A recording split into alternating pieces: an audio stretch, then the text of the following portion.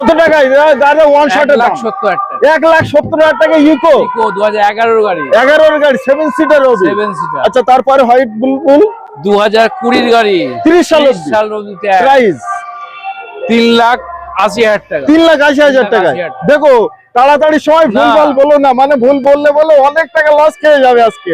আচ্ছা next i20 i20 কত টাকায়? 2018 গাড়ি মাত্র 3,70,000 টাকা। কি বলছো? 18 গাড়ি 3,70,000 70,000 অসাধারণ, অস্বাভাবিক।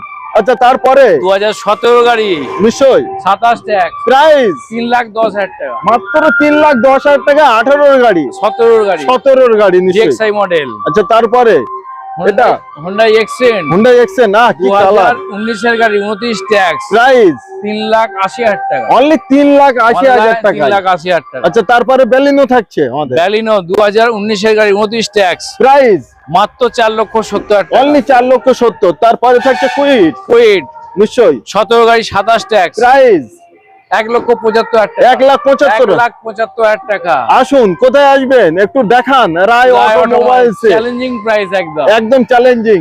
প্রতিটা গাড়িতে অফার দেওয়া হচ্ছে কি কি?